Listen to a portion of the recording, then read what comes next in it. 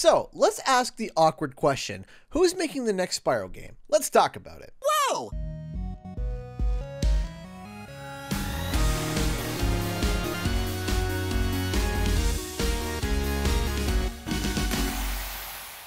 What's up guys, Canadian Guy here, and back with a brand new Spyro the Dragon video. So today, we're going to be wondering and discussing who exactly is going to be developing the next Spyro game. This has been a video that I've been wanting to do for a while. Now, I have had many prototype scripts started about this specific subject, and I couldn't really sum it up correctly. But today, I think I finally have the most solid and I guess cohesive thoughts put together for this video.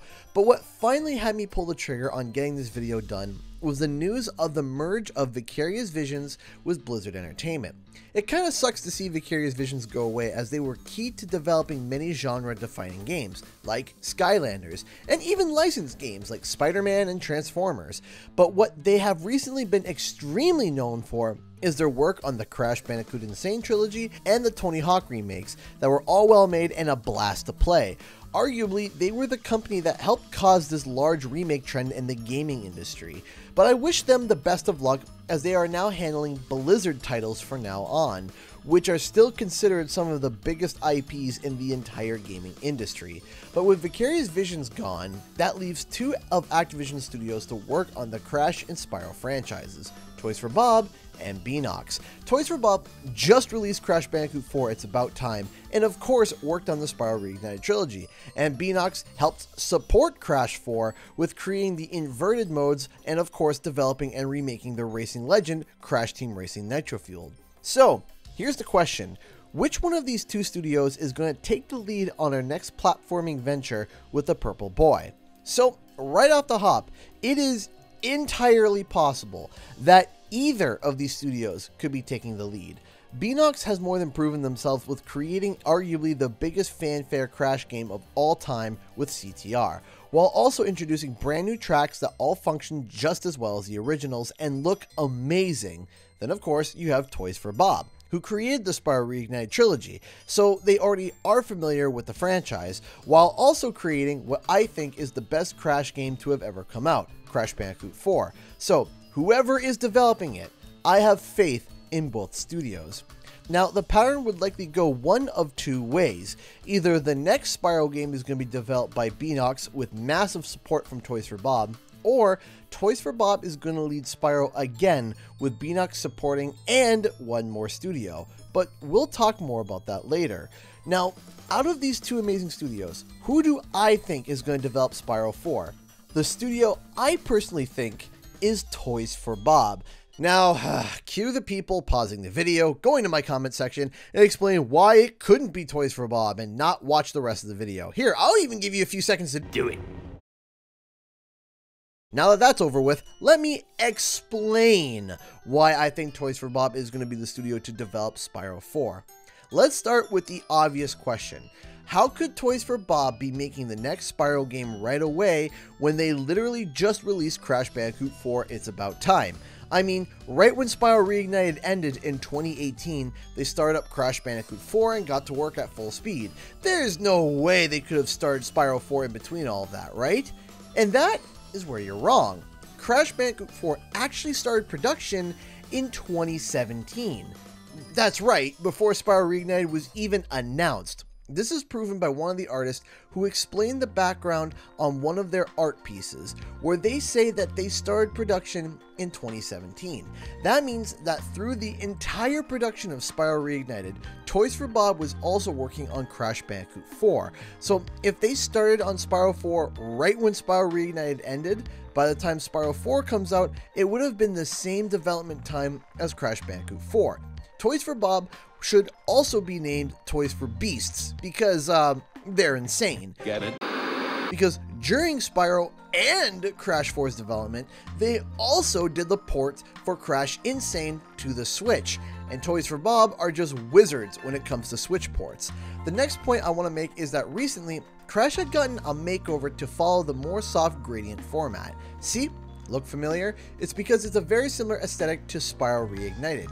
A side-by-side obviously shows that these games are in the same vein and same visual style. It also needs to be mentioned that they are both created on the Unreal Engine. Now, the reason why this is important is because every asset, model, shader, skybox, line of code, light, you name it, whatever you can think of, can be recycled from one game to another. If there is a tropical level in the next Spyro game, they can use assets from Rude Awakening. If there is a crystallized cave in the distant future of Crash Bandicoot 5, they can reuse assets from Glimmer. Having a shared pool of assets speeds up the production process of these games. Next up, a question from the other side of the spectrum. Let's say Beenox is the lead on Spyro 4. Great, that's fine. Then who's going to develop the sequel to CTR? Now, some of you might say, bold of you to assume that there will be another CTR, and I would have to strongly disagree. CTR sold more in its first week in comparison to the Insane trilogy, and also won a Game Award, a first in the history of Crash Bandicoot. Want to know what that smells like to large companies? Money! Because there isn't a large majority of AAA kart racers on the market right now, CTR coming every 3 or so years would be nothing but a treat. But that was just backing up my reasoning for another point. Beenox did such a great job on the racing game, and it's not that I don't think Toys for Bob couldn't do a good job either, but Beenox literally slayed CTR. Now, they would be the support team for Toys for Bob and would give Toys for Bob a relief year. Beenox would also have access to all the shaders, models, lighting, everything from every Crash and Spyro project on the Unreal Engine. So creating new stages and new tracks based off of levels from each game would be easy as pie. Now, like I mentioned earlier, if Toys for Bob is going to be leading this venture, with Beenox as a support studio, that there would be a third studio involved in the development of Spyro 4, right?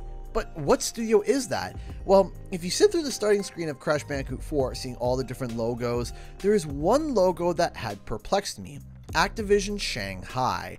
Activision Shanghai being credited is somewhat of a shock to me, but there is also a bit of a veil of mystery around it. Activision Shanghai is like this mystery that I'm having a hard time cracking. I have searched high and low and I cannot find almost anything about Activision Shanghai. All I know is that they worked on Crash Bandicoot 4, It's About Time, Call of Duty Mobile, and Call of Duty Black Ops Cold War. How many employees do they have? Do they specialize in a specific area for Activision titles, like how Demonware works on the online architecture for their games, or how King works on mobile games? How many years of experience do they have? We have no clue. They're like a phantom on the internet. However, the one thing that I can glean about Activision Shanghai from the credits of Crash Bandicoot 4 is that they did a bunch of programming and QA testing on the game. There were also about 31 employees that worked all together. Again, all programming and QA testing. So specifically, a lot of the technical side of the game, but none of the creative. But nonetheless, these are important roles. I think that Activision Shanghai might take on the role of being the secondary support to the future of Crash and Spyro titles. So I think the lead of Spyro 4 will be done by Toys for Bob, with a lead support by Beenox, with additional help from Activision Shanghai. Now, as always, I might be wrong, but do you think Toys for Bob will lead again, or will Beenox step up to the plate? Comment below and let me know. Thank you so much to all those who not only support the channel, but myself and my family. Because of your contributions, I'm able to do this full time. If you'd like to support the channel, please consider clicking the join button or becoming a Patreon with the link in the description. I also live stream every Thursday and Friday at 7 p.m. Eastern Standard Time.